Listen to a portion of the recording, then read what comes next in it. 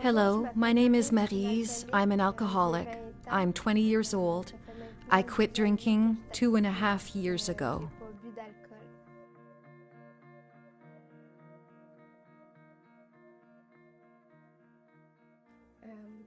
When I was 12, my grandpa died and I decided to run away, to leave my home and my parents, because I believed that they would end up killing me.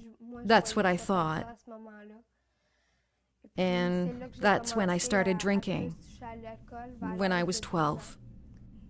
I learned how to lie and manipulate, and I was good at it.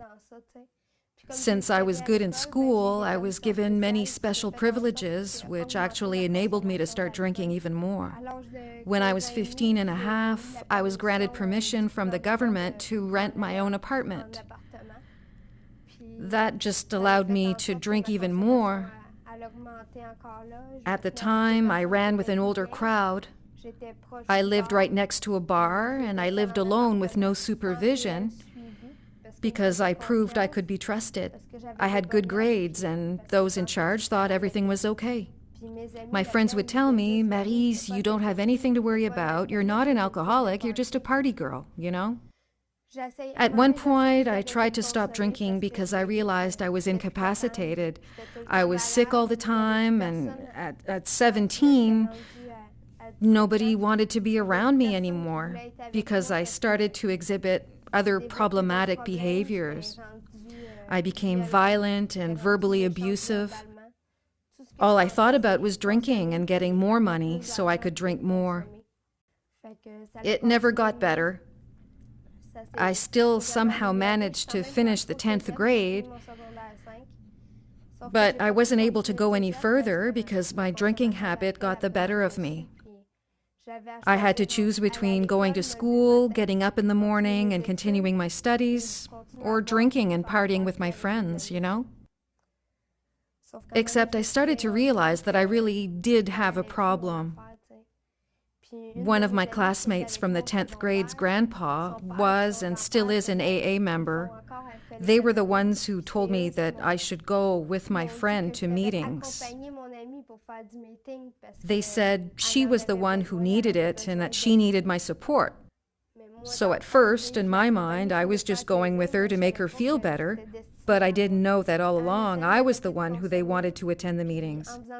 I went to meetings once a week with my friend, but I kept having slip up after slip up.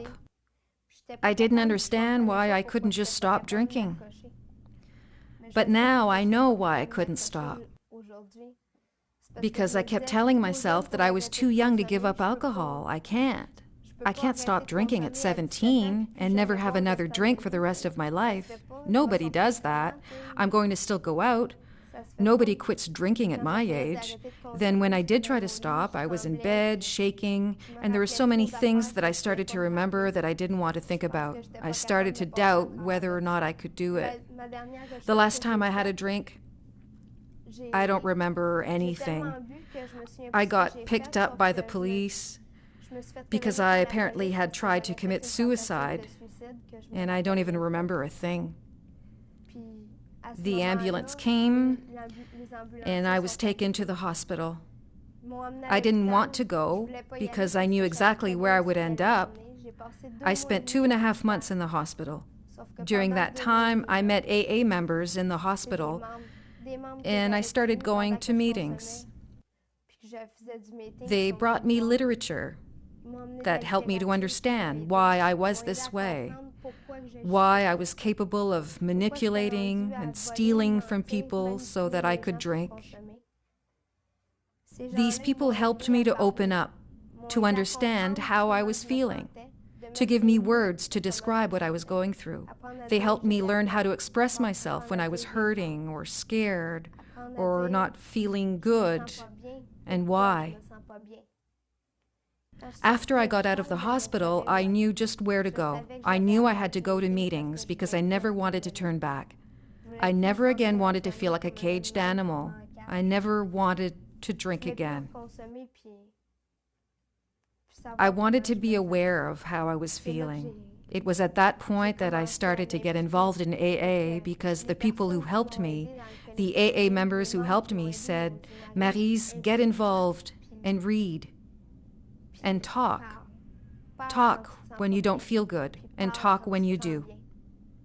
There were places to go dancing where they didn't serve alcohol, and I was able to make friends with whom I could go out and do all the same things as before, just without the drinking. And without alcohol, you know that person is a true friend and not the kind of friend who's just there to have fun and use you.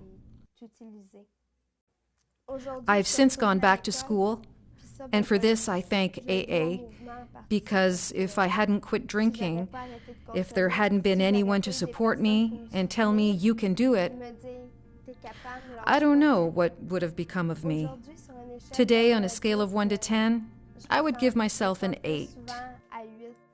You know, nothing's perfect, but compared to before I quit drinking, I was never over a 5 because I was always feeling bad. I have every intention of staying involved in my group, which is for young people, because I'm only 20, you know, and it feels good to be with people who share similar experiences. If you're not well, if you feel stressed, if you're thinking that it seems crazy to think about giving up alcohol for the rest of your life, well, it's just for today. One day at a time, and there's no harm in trying. If you're drinking too much, you're never too young to stop. I hope you can hang on like I did. I wish you the best of luck. Thank you. My name is Maryse, and I'm an alcoholic.